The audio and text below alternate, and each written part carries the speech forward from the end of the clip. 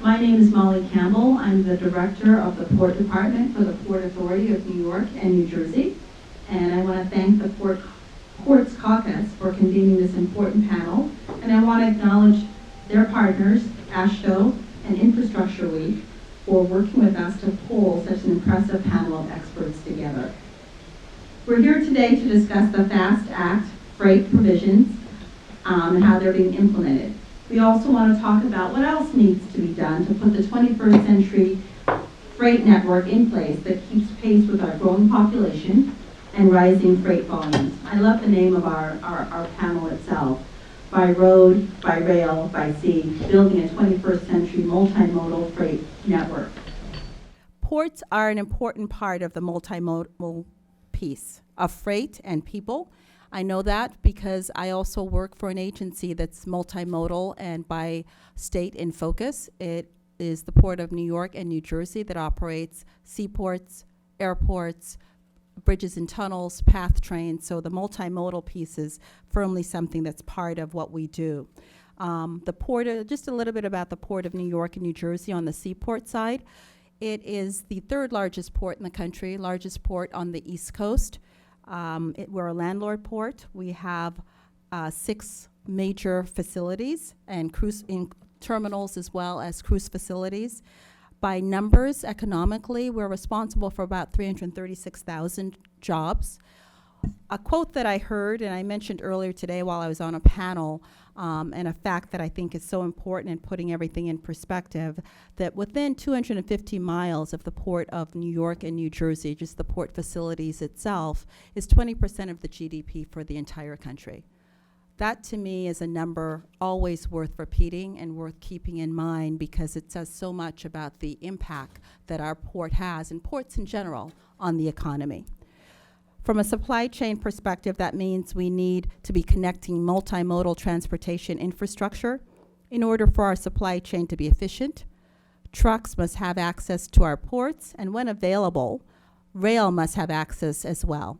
States must work with ports on ensuring that our state freights are supported.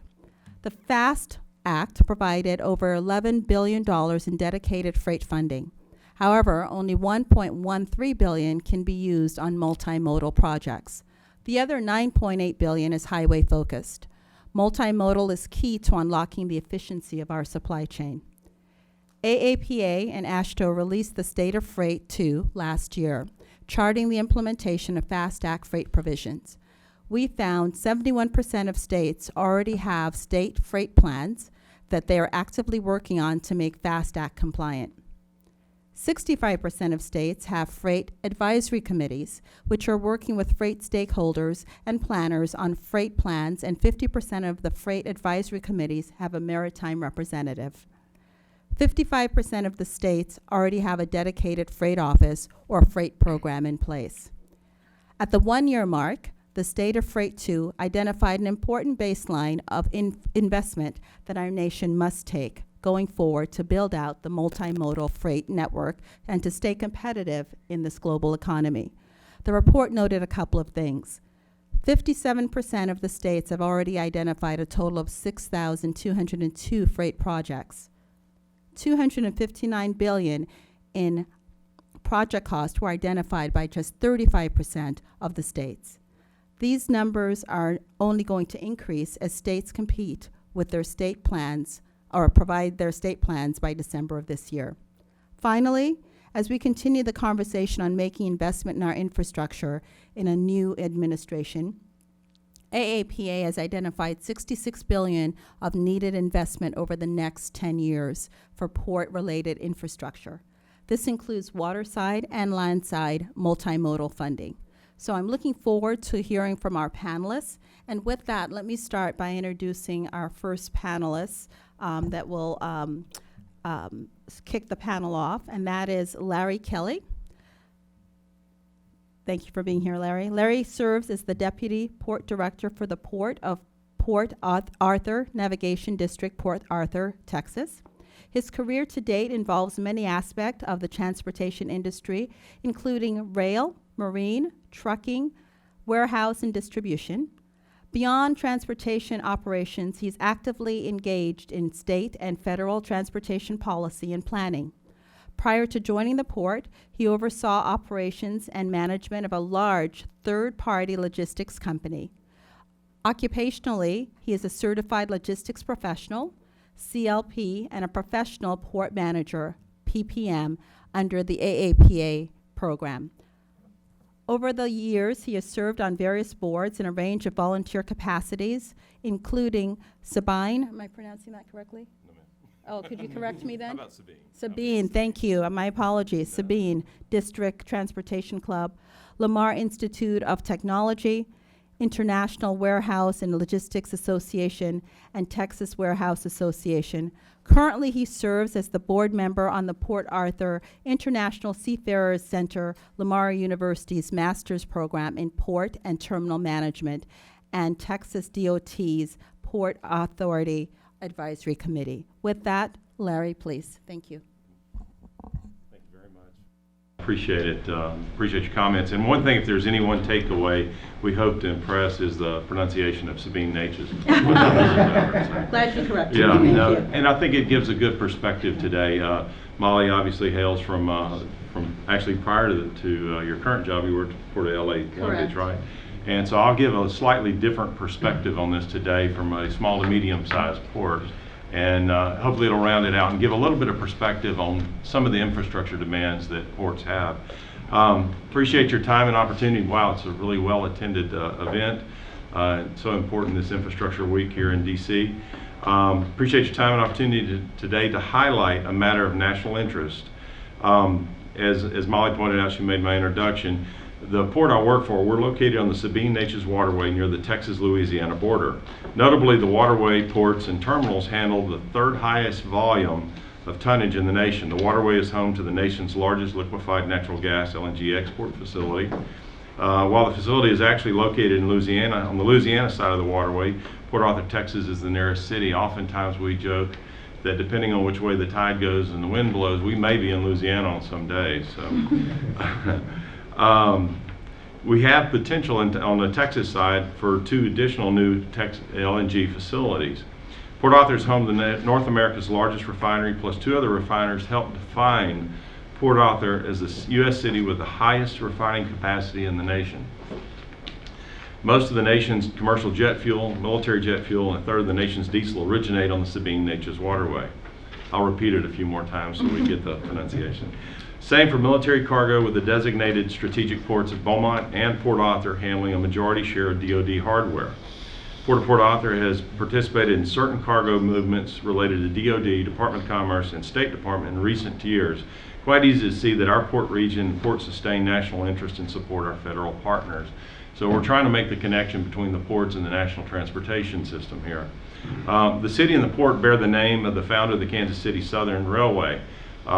It's a Class 1 carrier. The cargo in and out of Port Arthur moves nationwide with interchanges to UP and BNSF and other Class 1 carriers. Yes, sir. And various short lines. The rail-centric Port Arthur handles traditional imports and exports, including forest products, steel, and project cargo. Most of the import cargo is intermediate good. For example, we import eucalyptus pulp in great volumes destined for U.S. companies to produce white paper and goods such as the most popular tissue and paper towel consumer goods. Recent growth areas include renewable energy exports and distillate exports. To maintain and expand the massive energy infrastructure in our area, some of the previously described industries, the port also participates in a significant amount of large project piece moves, which may include things like reactors, vacuum towers, structural steel to support the various expansions in our area and turnarounds. Despite a robust and expanding energy sector through private terminals on our waterway, the essential public port terminals such as ours are lacking infrastructure to meet cargo demand. With a certain degree of vocational vigor, professionals often emphasize that U.S. public ports are an economic engine, and we believe that to be strong and true, and on a regional perspective, a large employer. For today's purposes and today's discussion, I believe the best analogy is more akin to the transmission and engine, if you'll view a port in that fashion. The nexus of a public port is a convenient and necessary location where transloads, cross docks, consolidation, distribution, and a number of value-added services occur. Think of it in terms of cargo in motion and shifting gears, changing direction much as a transmission does. And as we all probably know, one repair of an auto transmission reminds it that one, it can be expensive, it's complex, and if poorly maintained, it can leave you on the side of the road. Ports can be that way too. We have to maintain our infrastructure and maintain a state of good repair associated with the port. If you were to look at the construction, and I want to show you one image here. Let's see if I can get. Yeah, if you can show the one. That's us. The project. Okay, pretty complex looking drawing. It's a 3D image of the project that I'm going to speak to. If you were to look at the construction of a marine facility, the image may more look like a complex exploded view of a transmission. When we talk about docks, and we'll bring people out on our facility to take a look at it, and they're standing on a wharf deck. This is what really goes into constructing a marine facility. And so for intermodal work to be done, this project itself has on-dock rail component as well. So that right there, the CapEx is approximately $30 million. That's a 600-foot deep water on-dock rail berth. And design of such a facility is a multi-year process. It involves a coordinated permit effort with various federal partners and multiple engineering disciplines. Marine construction involves vertical sheet piles, supporting walls. That's basically where you keep the dry things dry and the wet things wet, a big important part of the construction. And additional steel sheet piles required for an anchor tieback system, vertical concrete piles to support a concrete wharf deck. A robust structure such as this is designed for high Cooper E ratings and a 50-year plus design life for daily use in marine environment. I provide the detail merely as an effort to familiarize the audience with capital-intensive nature of marine construction. Rail, project cargo, and massive interaction with mooring vessels are designed to accommodate vessel surge, mooring, and various weather and wind conditions. This project is part of a much larger $100 million planned capital expansion. However, not all the funding sources have been identified for our port. The project has certain benefits associated with it, and in the interest of time, I'll move through these quickly. The comprehensive project meets current and pending export needs and reduces congestion. The project provides intermodal linkage to the region's primary freight network, I-10 and US 69, providing connectivity to various freight modes. Moreover, it relieves congestion on the national highway system by providing increased rail and vessel, barge and ship traffic.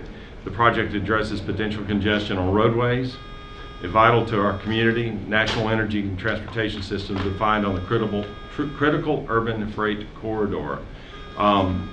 In doing our studies, we've been able to determine it has a positive benefit cost analysis, and we reasonably believe that it'll generate 3 to 4 times the value of the dollars that go into constructing the project. I want to point out that while acting in the national transportation interest, this port in each development phase of its expansion history, albeit slow, was accomplished without federal support. Originally opening in 1969, Port of Port Arthur was supported by local bond funds, and this remains true today. Many ports, including the Port of Port Arthur, accomplished such capital-intensive projects, expansions through voter-approved issuance of local taxpayer-supported bonds. What has changed, and this is specific to our community and many other communities, port communities like this, is the voter community itself has changed. Understand the community of Port Arthur faces a number of economic challenges, and by all measures of economic distress exceed local, state, and national measures. These same taxpayers were asked to support a possible tax increase in exchange for potential job expansion, and economic development. The port has labored to identify alternate funding sources. We have actively and consistently pursued without success the limited infrastructure programs where ports are eligible. The oversubscribed Tiger and the initial round of Fast Lane have yet to prove successful.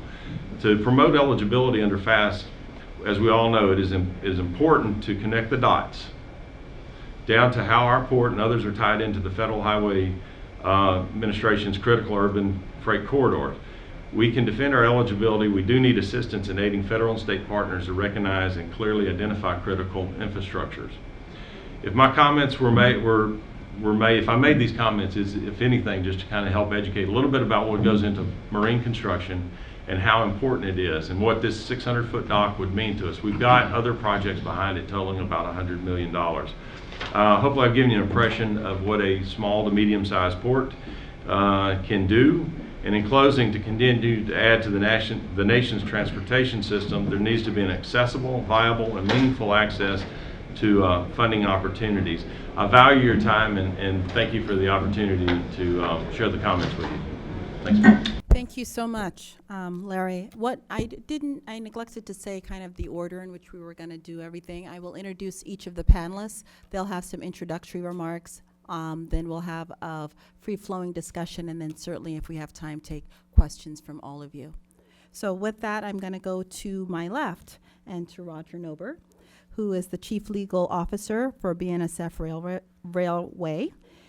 He is responsible for overseeing BNSF's legal and regulatory matters, environmental, claims, compliance, communications, in state government and community affairs, as well as serving on the board of Burlington Northern Santa Fe LLC. Prior to joining BNSF, Roger was a partner in the Washington office of, I'm going to have to put my glasses on, that's why I'm hesitating. That's enough. I'm sorry? I used to work on this committee. Oh, you did? Okay, that says it all. So with that, I'm going to introduce Roger. Well, good afternoon, and thank you for having us here. And just to show as I said, I'm here from BNSF Railway, and we like to think of ourselves as the nation's largest railroad. Union Pacific would think of themselves as the nation's largest railroad. So, depending on what measure you look at, we're both very large railroads that serve the western 2/3 of the United States, and we serve 28 states. And just to show the connections, when Molly, before she was at the Port of New York, she was at the Port of Los Angeles, and we worked together on a project to try to add some near-dock freight capacity to LA, which I'll come back to later, which was mostly successful, except it never got built because of lawsuits. And we serve indirectly the Port of Port Arthur, and we're happy for the business. And to Dave's business to the left, Dre's trailers from our Memphis Intermodal Yard, and that's a good part of their business, and many of those were loaded on the West Coast ports and made their way to Memphis. So what I'd like to talk about is just a little briefly about the state of freight overall, because at a freight railroad, while trade and port matters are a large part of our business, they're not all of our business, just to kind of give you a sense of how the economy is going, and then talk a little bit about our trade business, our port-related business, and then some about how the FAST Act has worked. And at a railroad, we have four basic businesses, if you will. So the first is what we would call our intermodal business, and that's the movement of containers. They can be international, meaning they're 20 or 40-foot containers right off the dock that may come into the Port of Los Angeles or through any of the other West Coast ports and Gulf Coast ports. We have what we call domestic containers, which are 53-foot trailers, which are very often start out as international cargo and are transloaded, but those can also be big customers of the railroad like J.B. Hunt or FedEx or UPS. And those are from point to point within the United States. And that all told is about 35% or so of our business. We have a very large coal business, which unfortunately used to be about 25% of overall rail revenues. For BNSF, it's down more like about 15%, and it's doesn't seem like even with the current administration that's going to come back anytime soon. We have a large agricultural products business, which are both whole grains and then ag products. And agricultural products are the nation's largest export commodity, and so we are the largest carrier of grain. Some of it goes out through the Gulf Coast. A lot of it on our system goes out through ports in the Pacific Northwest, along the Columbia River and in Seattle up toward Canada. And then finally, we carry industrial products, which includes things like crude and frac sand, as well as just the entire panoply of industrial inputs that you see in the economy, everything from chemicals to paper to food and everything that you could possibly see. So we pretty much see what you see in the economy. And the other thing about a railroad is that our business is our network. So we have physical tracks, and we have 33,000 miles of track, and we are where our network is. And on the one hand, that's by far in a way our most valuable asset. When anyone has tried to build something, they can see that even building short segments of infrastructure are very difficult, and the idea that you could build 33,000 miles of infrastructure is virtually impossible today. But on the other hand, we only go where our network goes, and so places like Los Angeles or Seattle or Chicago or Minneapolis, I mean, their success is our success. So we have a vested interest in seeing the facilities in those areas and those regions succeed. The next thing I'd like to turn to is a little bit about how railroads are financed. And I will say, kind of unique up here, we are privately financed. So we are a private company. We are owned by Berkshire Hathaway, but all the freight railroads are private businesses, and we invest tens of billions of dollars in capital each year to maintain and then expand our system. And we have a very small amount of funds that might come in either through the FAST Acts or through state or federal funding. But by and large, we are self-funded. And BNSF has had we've invested $55 billion in private capital in our railroad since 2001. And so, on the one hand, we look at ports and trucking companies as being our partners and customers and a major part of the supply chain. But as we talk about the FAST Act, we have to be mindful of the fact that we are privately funded, and the other modes, if they're funded by a user pay system, which is similar to privately funding, then we think that's the right policy approach. But in recent years, the country and our transportation funding have moved away from a user pay system, and there have been an increasing amount of general fund subsidies of the transportation system and of highways in particular, and that's a fundamental concern to the rail industry in general and BNSF in particular, because, as I said, we are self-funding, and that creates a competitive imbalance and skews the marketplace overall. So, kind of turning to the FAST Act now, we think that there's a lot in the FAST Act to like. As I said, the biggest concern about the FAST Act isn't the FAST Act itself, it's how the FAST Act was paid for.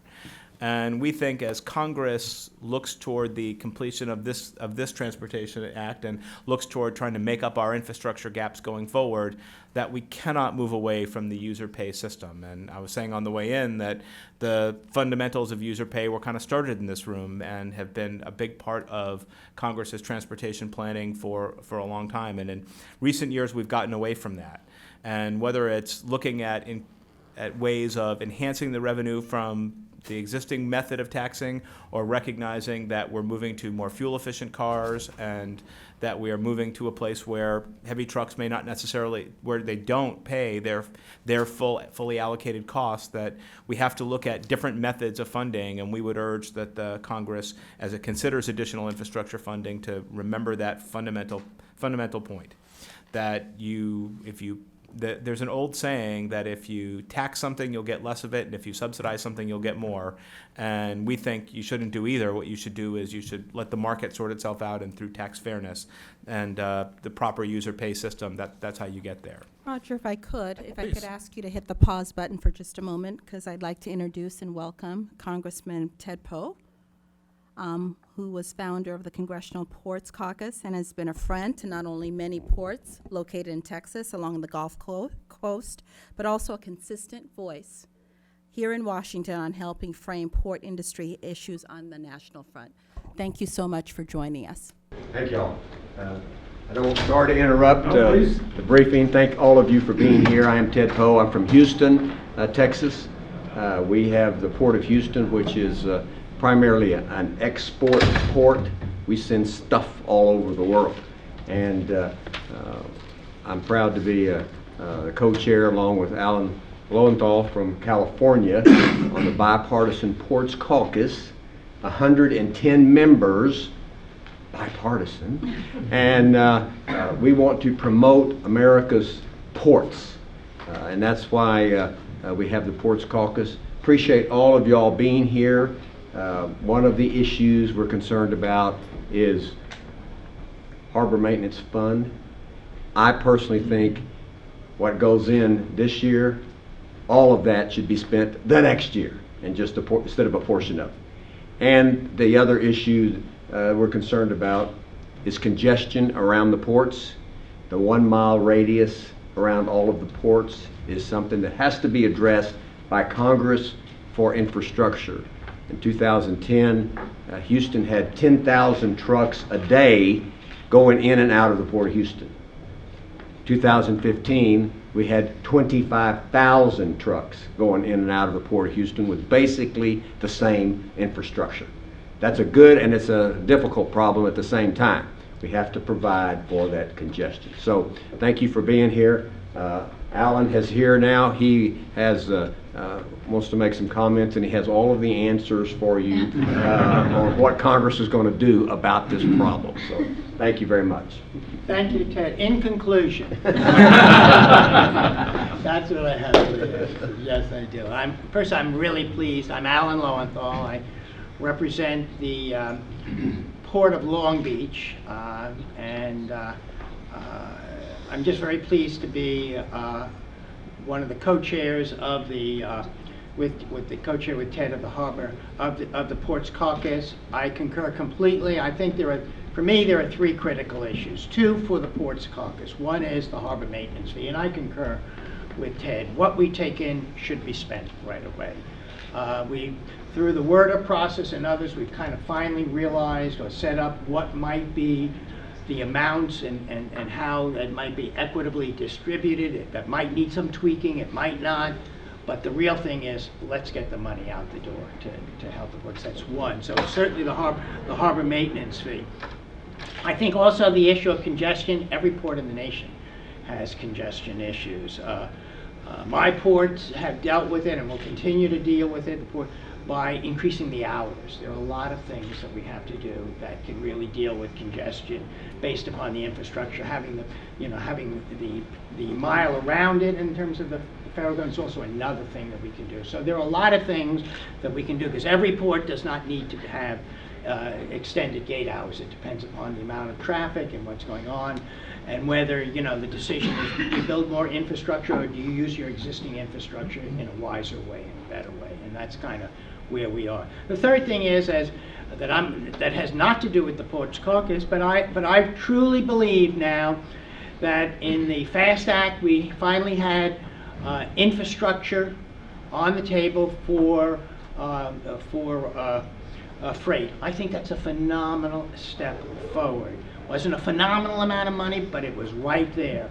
I think right now freight needs to step up and declare its independence and have its own sustainable funding stream that's separate, that's not tied to the Highway Trust Fund.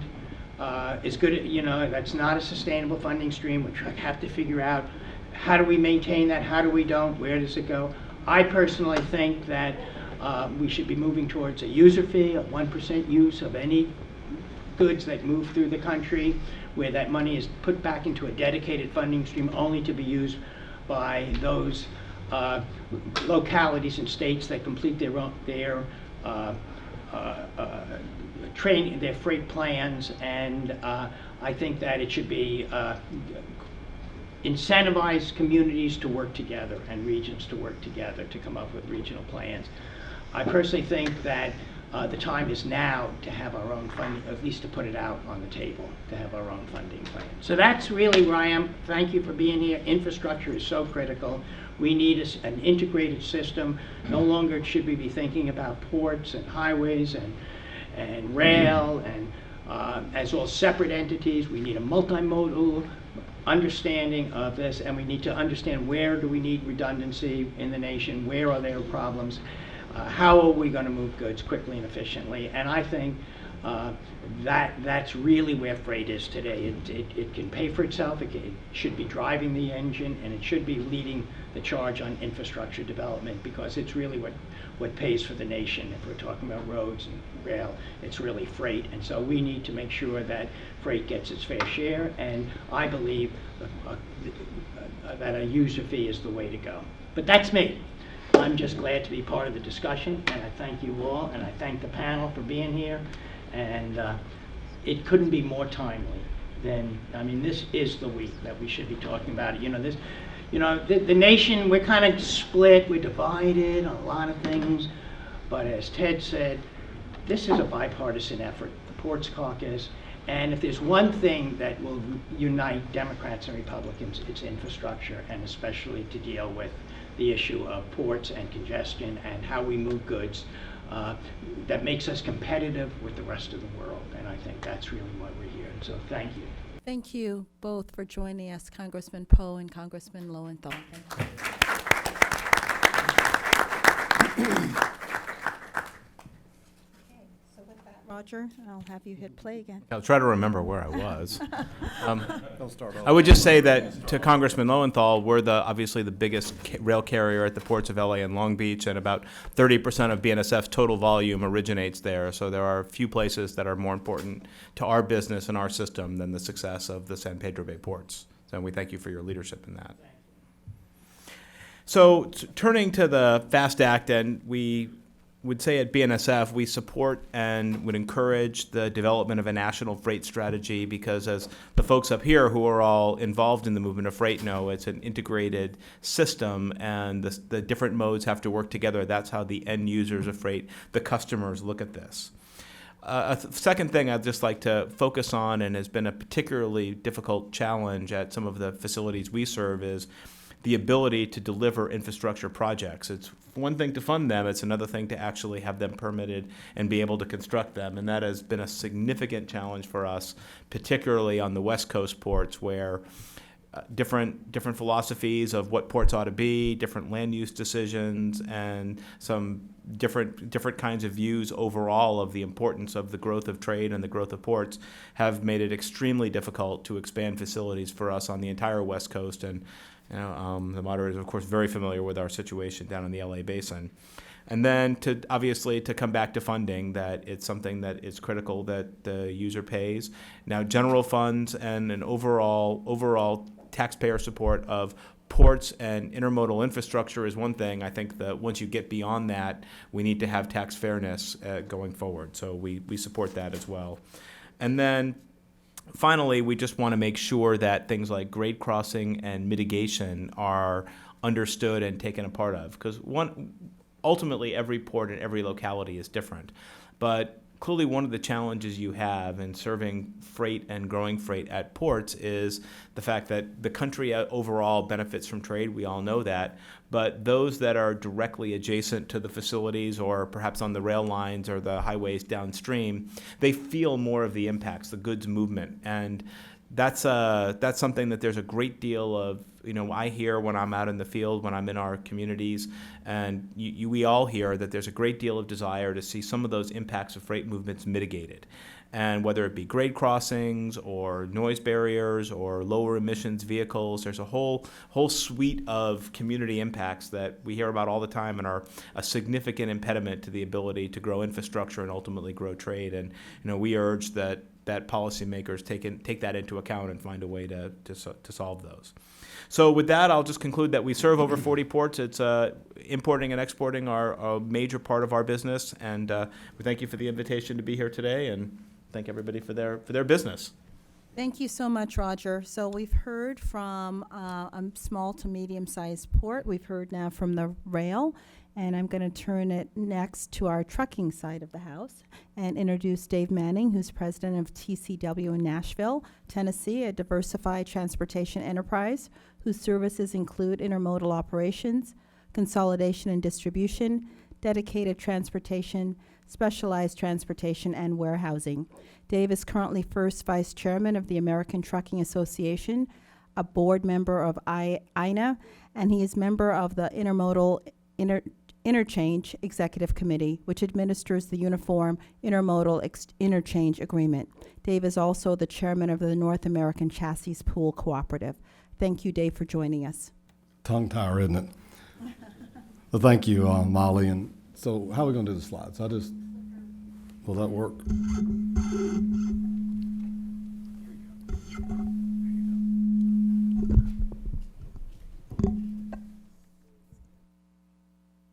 Well, thank you to the Ports Caucus and to the American Association of Port Authorities, the American Association of State Highway Transportation Officials for hosting this panel and allowing me to speak today.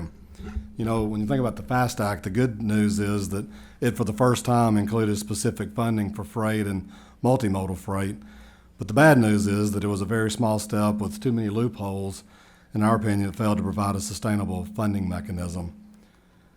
But to start the comments today, I'd like to start with a slide that shows the distribution of tonnage by mode, comparing the current tonnage with the projected tonnage allocation in 10 years.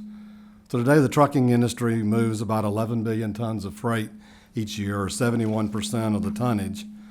And that tonnage is projected to grow to 13 billion tons by 2027. For the first time, though, rail intermodal is not projected to be the fastest growing mode.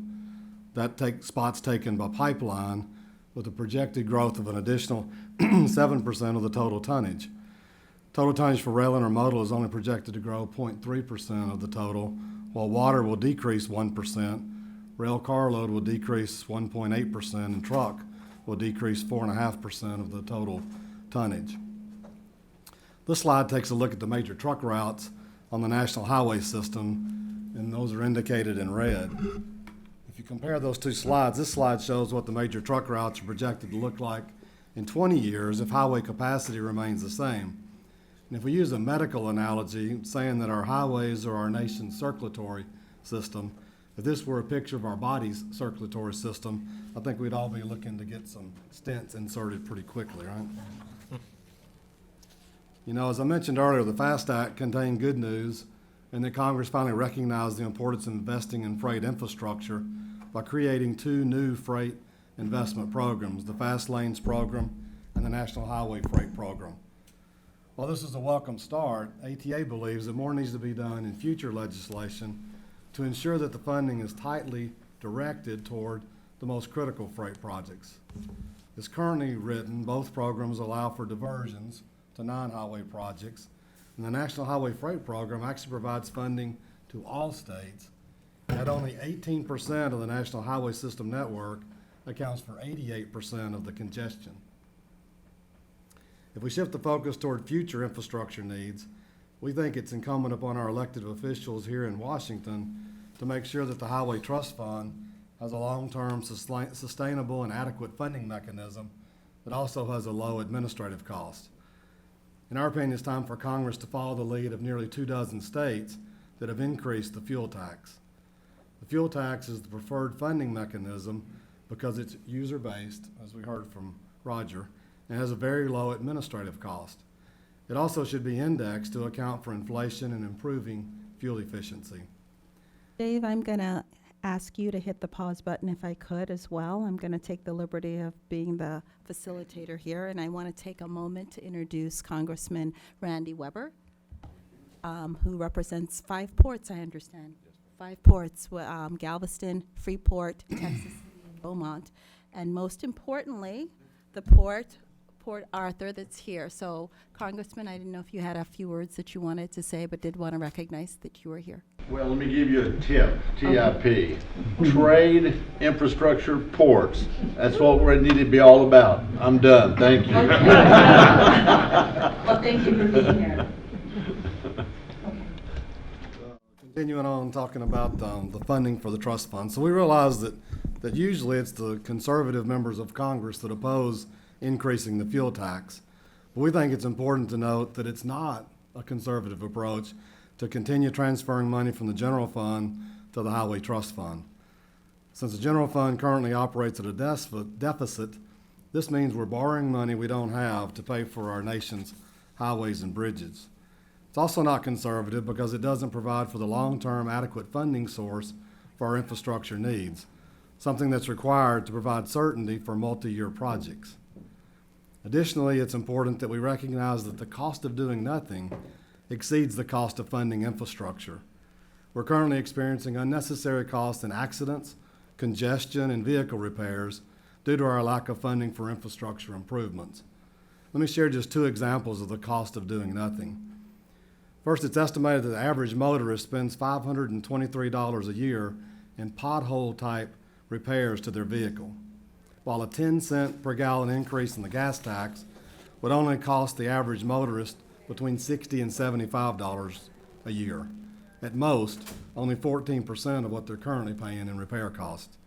Second example is congestion at our nation's freight bottlenecks cost the trucking industry $63 billion a year, or about $19,000 per driver. A 10-cent per gallon increase in the diesel tax would only add about $1,550 cost per driver, only about 8% of what our industry is currently paying in congestion cost alone. So there's a tremendous cost to our nation for continuing to fail to address our infrastructure needs. Thinking about the multimodal need for infrastructure, the first and last mile are moved by truck. In fact, about 85% of all communities depend exclusively on trucks. You don't see planes, trains, or ships making deliveries to the grocery store, to the hospital, or to your home. But infrastructure to support the intermodal handoff of freight is critical to keep commerce flowing. In the multimodal world, not all infrastructure is roads and bridges. It also includes investments in port and rail facilities to keep them efficient and providing adequate interchange facilities and operating hours to keep the cargo moving. Long wait lines can add 2 to 4 hours to a driver's interchange process, which significantly reduces the hours a driver has available to actually move cargo. Also causes many drivers to leave the port drayage business in favor of a trucking environment that doesn't present these unnecessary delays.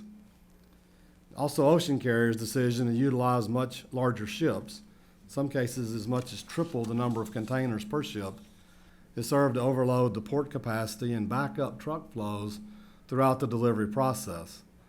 The point of interchange is actually a choke point, causing delays in this delivery process.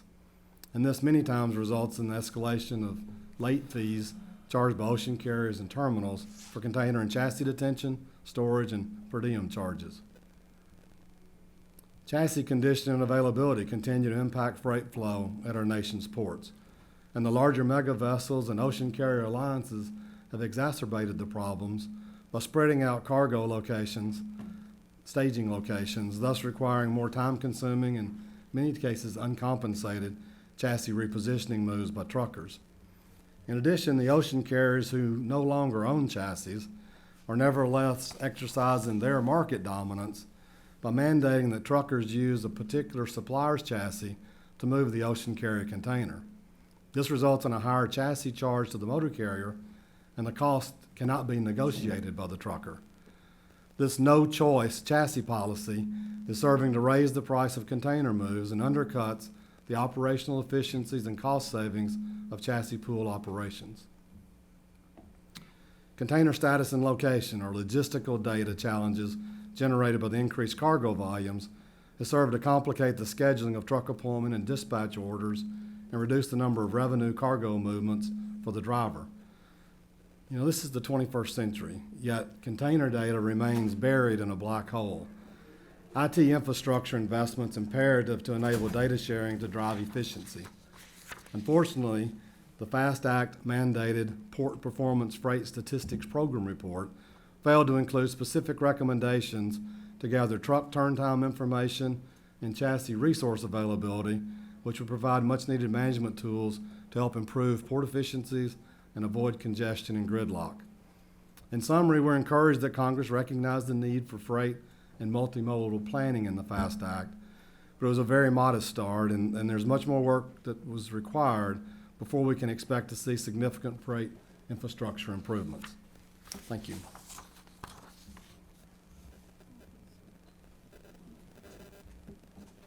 Thank you so much. So with that, tying it all together, we've heard from rail, from a port, from the Trucking Association, and now I'd like to introduce Dr. Wilson. Dr. Shawn Wilson is Louisiana's Secretary of Transportation. He is the chair of the AASHTO Standing Committee on Water Transportation. He was appointed to this position in July of 2016. Prior to this position, Dr. Wilson served as Chief of Staff for the Department of Transportation and Development, a role he filled for 3 previous secretaries and under the executive administration of 2 governors. Prior to joining, Dr. Wilson also served the former executive director of the Louisiana Service Commission and deputy legislative director in the Bianco administration. Thank you. And all of those wonderful experiences, we still can't seem to get right the time zone on the darn phone, which is why I ran around the building. So thank you all for having me and the AASHTO family for inviting me to participate during this Infrastructure Week. I have the privilege of being secretary in a multimodal state that's historic, that many of your systems, if you're here, provide passage for freight and materials through the system through Louisiana. In the great state of Louisiana, we have 32 ports, inland and deepwater ports. We've got 16,000 miles of road. About 1,000 plus of them are interstates, part of the major corridor for the interstate system in this country, I-10, I-20, I-49. When I think about freight, it's really a system of mobility for all that we do in the state of Louisiana. And we have a tremendous number of what I would call mobility disruptors on our system. And time is money, and the delay of goods adds a cost. But it also adds an impact to the quality of life for folks who live around that infrastructure. And when you think about the support that we have for interstate commerce and for our GDP and what happens around the globe, we have to think about all of those weak spots on the system. And Louisiana, unfortunately, boasts two major congestion areas for trucks for mid-sized cities, both Baton Rouge and New Orleans. And when you talk to folks at the Port of New Orleans, they will tell you it's more important that they get their products through Baton Rouge on time to be able to make their ports of call and their disbursements and shipments. And so from a freight perspective, we were fortunate to be able to take advantage of Fast Act opportunities in the Fast Lane Grant Program. But our approach was perhaps a little different than just looking at the core issue of freight and looking at what happens off of the interstate system, although it is a surface transportation funded program.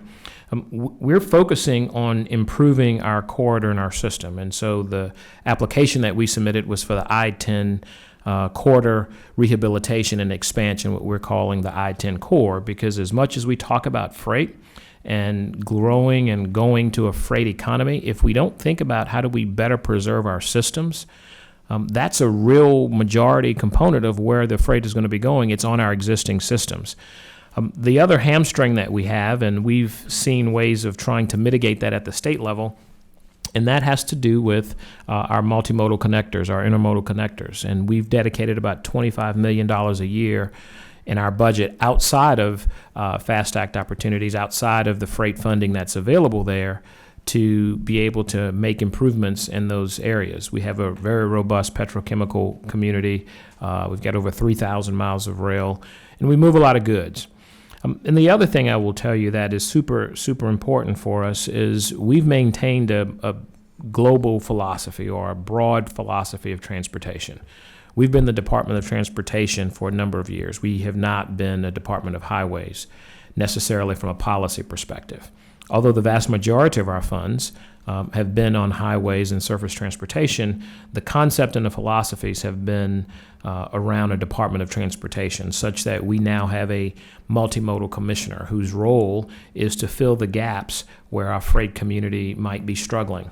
And as a result of some of that, you see container on barge opportunities for a very robust inland waterway system, which I think is a phenomenal opportunity to move goods within a state, but also to help reduce the cost for how those shipments occur. And that brings us to the real big question of how do you finance a system that is going to be as broad as what we're talking about? Because if you think about the backlogs that all of our states have, I know Louisiana has a $13 billion backlog, and that does not include all of the multimodal assets. That is a result of having a port priority program. It's a result of having some investments for rail crossing improvements. But we still have a $13 billion backlog. And that does not constitute anything or participate, or it's not included in the $280 to $300 million a year just to maintain our marine highways and our authorized depths. And so if we don't get serious as a country, as a state, about dealing with the dredging issues we face in Louisiana and around the country, we're going to really be strangling our freight community. When you look at what's happening around the globe and how you can more efficiently do it, as we've traveled to Cuba and other markets to figure out what we can do, it's going to be cost prohibitive to do work in this country if we don't take the dredging component seriously. And we cannot ignore the fact that we probably, as we're structured now, can't necessarily afford it, but we have to invest equally across the system. And that's one of the hallmarks of a package that we fortunately were able to pass out of Ways and Means on yesterday. It was a bipartisan effort. Four Republicans and 5 Democrats approved in the committee a 17-cent gas tax. And we still have a long way to go, but that's the first major hurdle. The key to it is a very broad policy. It's a very broad approach. And I think that is the one contributing fact that I would give to this conversation is we can't deal with just truckers if we don't think about where are the goods and services that they're going to be needing to move. How do they get there? How do they exchange to our rail partners? And that's an important thing for the state of Louisiana. And so we follow the process very closely, and we echo the comments about finding dedicated revenue streams for freight. We cannot rob Peter to pay Paul and just take it from our surface transportation investments, and that's an important factor for what we would need to do. And so with that said, other than having caught my breath, having run around Rayburn building twice to get in here, those are my introductory comments, and look forward to any questions from the guests and the panelists. Well, thank you so much. If I could have a round of applause for all of the panelists and for their comments as well. So we've heard, I'm going to try and manage to the time we had scheduled, but I probably will take just about 5 minutes. We're at 2:30 just about. So what I'd like to do is maybe ask a couple questions of our panelists, and depending on the audience, the number of questions being asked there, we'll take a few from the audience as well. So we've heard from our Congress members that talked about the HMT and the need to make sure that what we take in, we actually spend. We heard about the issue of congestion and the need to possibly increase hours around the port. And bottom line, we heard about the importance of freight funding, which we heard also from all of the panelists across the board, the need for a sustainable funding stream in every way. The dredging issue that Dr. Wilson just talked about, that's certainly important to the industry. The long-term sustainable and adequate funding need for the Highway Trust Fund, that's absolutely important to the industry. And the ability to deliver infrastructure projects, deliver infrastructure projects, I think, as Roger just talked about, is also important. So with that, I'm going to start off with that first question to Roger, and maybe just ask you specifically, what could we do more in terms of making sure we deliver those infrastructure projects that, you started one in Los Angeles that's been long in coming. What can we do? It's kind of a lessons learned to make sure that we as a country can deliver those projects we talk about. It's a good question, and I don't know that it's an easy one because much of it has to do with state and local permitting requirements. Some of it is federal. Sometimes we have concurrent federal, state, and local requirements, as we've had in Washington State. I think in all of them, though, there's been a couple of challenges. The first is, and I heard the Secretary talk about looking at things as a corridor approach. Looking at and focusing on the fact that these are corridors is important to help understand at least the project justification, which is an important part of any environmental review. Secondly, we've talked about streamlining the environmental review process to have, in places where you have multiple reviews, to have them concurrently. That's not an answer for everything, but that's certainly a help as opposed to when you do it consecutively. And shot clocks is an old idea, but to try to limit the amount of time that some of these steps take. We've had just scoping and project evaluations take multiple years when they don't really need to. And then thirdly, I think we have to think more broadly about projects of national significance and what it takes to deliver those and the overall benefits of those, and whether it's intermixing support for local mitigation for projects of national significance that have national benefits, that maybe that's something we need to look at to help make these more palatable to local communities. So I'm kind of missing a little bit of project delivery with project mitigation, but they sometimes go hand in hand. And I won't tell you when we had a mediation in Los Angeles just what the community asked for, but let's say it was about 6 times the cost of the actual facility. And so we're like, well, I'm not really sure we can do that. Always a challenge. Thank you so much, Roger. I'm going to ask this next question to you, Larry, and that is, how will the FAST Act freight provisions help you get your project built, and what else needs to be done? I guess I'm sticking along that theme of how do we get the projects done. Yeah, and I think that's a big important point, and I can give you an example on the permitting process. In the, and I believe, John, y'all passed out the Freight 2 plan. Yeah. Excellent document. Somewhere towards the back of it, it talks about the ports. They have the distinct privilege to have to work through a permitting process that includes the Corps of Engineers and state DOT and maybe perhaps federal highways as well, and city and municipality. So it adds to the level of complexity for it. The point, and I think it's consistent with Rogers, is that planning goes a long way for that. And a lot of state DOTs have robust plans, maybe on the shelf for 10 years. I don't think ports necessarily have that luxury. Perhaps they're fairly thinly staffed or whatever, but even in the planning side of it, it goes a long way. But I will say that during our process, we had essentially a 9-month permitting process that we crammed into a year and a half. So that velocity is an important point. Assembling the capital for it, it takes a long time to be able to do, and there's a lot of moving parts to be able to pull that off.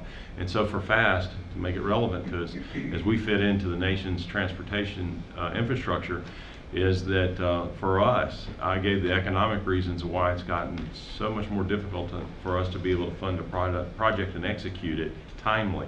The longer a project drags on, the more expensive it obviously gets. So at FAST, if you have a certain degree of project readiness, the planning's in place, and you can act on it, and you have a funding source, and I'll go to a sustainable funding source, I'll add that more than just a one and done type proposition, then you can effectively fit it into that planning process. And I think that would potentially provide an opportunity for great benefit to produce long-term infrastructure in area ports, public ports. Great. I'm going to turn to the audience and see if there are any questions there, and then if not, maybe come back to the panel with a couple more.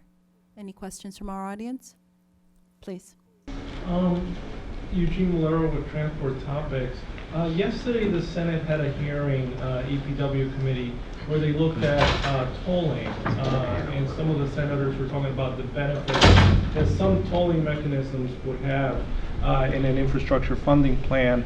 Maybe to Mr. Manning, could you talk about, would a tolling system, tolling tools, what concerns would that raise in the industry? Sure. I think the primary concern is cost. What's the cost of administering that? When you look at the gas and diesel tax, it's less than 1% of the funds that are raised that go to administer that.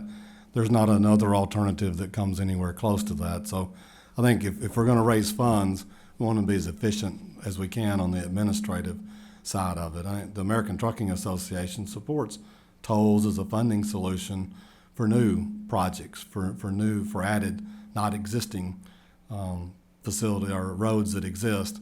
We're opposed to tolling those, but for new infrastructure, new lanes, added capacity, tolling could be an alternative, but the administrative cost of that has to be taken into consideration. If I may, I appreciate hearing our private sector partners talk about maintaining admin costs. That's something we work very hard at. I think it's also an opportunity from a technology perspective as we look at connected vehicles and automated vehicles and how that might improve the productivity of a system. The states also think about, from a technological standpoint, how do we maximize what we have so that we don't incur that huge capacity cost of having to build our way out of congestion. And so from a technological standpoint, you have to think about that. And you also have to think about small states. When you look at corridor bottlenecks, whether they're on water, on rail, or on infrastructure systems or on roadways, I think looking at solving those bottlenecks is so important to the bottom line of all of our private sectors. And you have to think about how tolling can help alleviate that. And as a small state, where we've had some success and some challenges with tolling, to be quite frank with you, tolling is not going to be the answer everywhere. And it has to be a part of a smaller or part of a larger system of diversifying your financing mechanisms for any infrastructure project. But it absolutely needs to be on the table if we are serious about building the big, costly infrastructure projects that are out there. Okay, time for one more question. Well, yes. Last one. Hours, HNTV Corporation, so I'm here as part of iWeek, as is the panel, and probably most of the folks in this room. We heard from the White House this week and the Congress about the importance of leveraging federal dollars, and we heard from mayors all over the country, and we heard from conservative legislative leaders about how important it is for states and cities to step up. So congratulations, Secretary, on what happened with your legislature. We've got 144 people I could get you to talk to if you What are your prospects for that full legislature and Senate stepping up? You know, I really believe in going big or going home. And I think for too long we have put a Band-Aid approach on problems and on the cost of infrastructure. For Louisiana, it's been almost 30 years since we've adjusted our gas tax, but the cost of construction and our needs have grown tremendously. Our friends in Texas earned a major plant, in part, not in total, but in part because of a lack of infrastructure. And I think we have to be serious about it, and it's going to take bold action. The prospects are, I think, getting to a critical stage that it's either going to be a do or die, which is why I think it's safe to have that go big or go home approach. Because the alternatives are going to be much more costly. I was surprised to hear it's only $500 in vehicle operating costs. For Louisiana, that gets up to almost $2,000 when you add vehicle operating cost and time related to congestion and condition on our systems, according to TRIP. So at the end of the day, I think we've got as good of a shot as any. Whether or not 17 cents is the figure, we should not, as an industry, shy away from the need. Our need is $700 million a year just for Louisiana. That's the need if we are serious about looking at the projects that we say we want and need, that, by the way, have been in our statewide transportation plan for the last 20 years.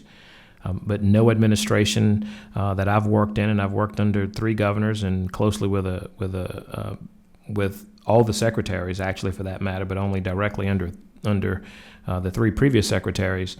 Very few people get to the issue of how do you pay for this stuff, and that's the most important thing. And that's one of the encouraging things about this administration, regardless where you feel or where you stand on their policy, they're at least having a conversation about making a real investment.